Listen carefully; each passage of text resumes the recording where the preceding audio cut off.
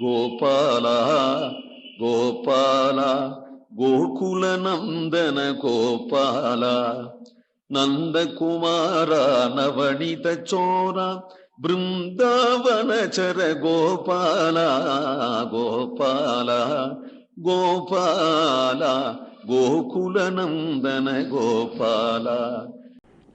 வழுவொன்றுமில்லா செய்கை வானவர்கோன் வலிப்பட்டு முனிந்து விடுக்கப்பட்ட மழை வந்தெழு நாள் பெய்து மாத்தடுப்பக மதுசூதன் எடுத்து மறித்த மலையே இழவு தறியாததோர் ஈற்றுப்பிடி இளஞ்சீயம் தொடர்ந்து முடுகுதலும் குழவியிடை காலிட்டெதிர்ந்து போரும் கோவர்தனம் என்னும் கொற்றக்குடையே.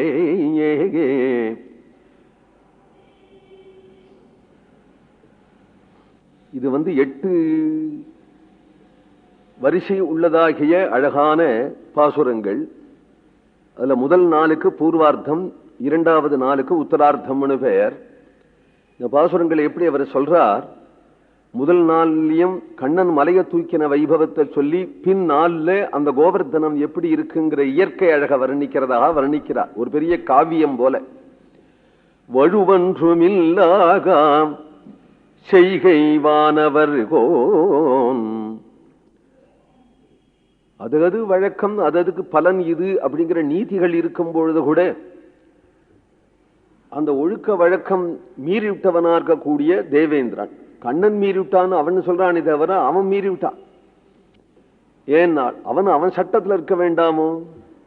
பீஷாஸ்மாத்வாதப்பவதே பீஷோதேதி சூர்யா பீஷாஸ்மாத் அக்னிச்சேந்திரா, இந்திரனும் அவனுக்கு கட்டுப்பட்டு இருக்கணுங்கிற ஒரு வழுவு இருக்கு இல்லையா, வழக்கம். அந்த வழக்கத்தை மீறி செய்யறது யாரு? எம்பெருமான் அப்படின்னு தோணாம மீறி விட்டானே. எம்பெருமான் யாரை ரட்சிக்கணும்னு நினைக்கிறானோ அவனை சிக்ஷிச்சு விட அந்த இந்திரனால முடியுமா? கோகுலத்தை ஒழிச்சு விடணும் அப்படின்னு நினைச்சு விட்டானே, அதுக்கு வேண்டி கோபம் வந்தது அவனுக்கு. வலிப்பட்டு, அவ்வளவு பெரிய வலிமை உனக்கு உண்டு, முனிந்து கோபம் உண்டாகி விடுக்கப்பட்ட அவனாலே அனுப்பப்பட்டதாகிய மேகங்கள் மழை வந்து 7 நாள் அந்த மழை பெய்து மாத்தடுப்ப, மாடுகள்லாம் போய் மேய முடியாதபடி தடுக்க, மதுசூதன் எடுத்து மறித்த மலைகி, மதுசூதனன் கண்ணபிரான் அதை எடுத்து மறித்த.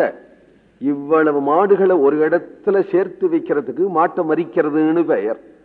இவ்வளவு மாடுகளும் மழைகள்ல செதறி போகாதபடி தன் திருவடி நிழல்லையே அந்த மாடுகள் எல்லாம் மறித்து இருக்கும்படியா செய்து, அந்த மாடுகள் மேல மழை தூறல் விழாதபடி மலையையே குடையாய் பிடித்து கொண்டு நிற்கக்கூடிய கண்ணன், அவனால் எடுக்கப்பட்ட மலை.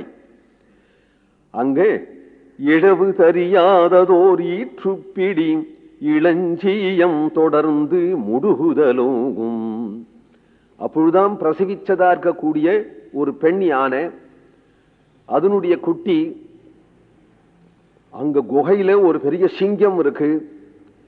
அந்த சிங்கம் தொடர்ந்து முடுகலும், அது கர்ஜிக்கிறது, ஒரு தரம் கர்ஜிக்கிறது, மறுபடியும் கர்ஜிக்கிறது, மறுபடியும் கர்ஜிக்கிறது. அப்படிங்கும் பொழுதெல்லாம் அது புறப்பட்டு வந்து நம்முடைய குழந்தைய என்ன பண்ணிவிடுமோ என்று நினைச்சு பயந்து அந்த யானை, பெண் யானை தன்னுடைய குழவிய அந்த குட்டி யானைய இடைக்காலிட்டு எதிர்ந்து போருங்கும், தன்னுடைய காலுக்குள்ள விட்டு கொண்டு அந்த சிங்கம் இந்த குட்டியை தொடாதபடி அந்த சிங்கத்தை எதிர்க்கிறது. சிங்கத்தை இந்த யானையால எதிர்க்க முடியுமா அப்படின்னு கேட்டா முடியாது. இருந்தாலும் தாய் தான் உயிரோடு இருக்கும் பொழுது தன் குட்டியை தொட்டுவிட முடியாது என்று எதிர்க்கின்றதாகிய வாத்சல்யம். இந்த வாத்சல்யத்தை தான் எடுத்து காட்டார். கோவர்தனம் என்னும் கொற்றக்குடையே, சிங்கம் உருமறது போலே மேகங்கள் இடி முழக்கம் கொடுக்க, அடிக்கடி சிங்கம் உருமறது போல இடி முழக்கம் கொடுக்க, இந்த ஒரு யானையானது எப்படி தன்னுடைய பாதத்துல வச்சுண்டு தன் குழந்தைய காப்பாத்துறதோ அப்படி சர்வேஸ்வரன் காப்பாற்ற மாட்டானா? தன் திருவடியில வைத்து கொண்டு. அதனால சர்வேஸ்வரனான கிருஷ்ணன் அங்கு ஆயுர்பாடியில் உள்ள அவ்வளவு பேர்களையும் தன் திருவடியில வச்சுண்டு காப்பாற்றுறான். எதனாலே? வாத்சல்யத்தினாலே அப்படிங்கிறத நிரூபிக்கிறார். கோவிந்த நாம சங்கீர்த்தனம்.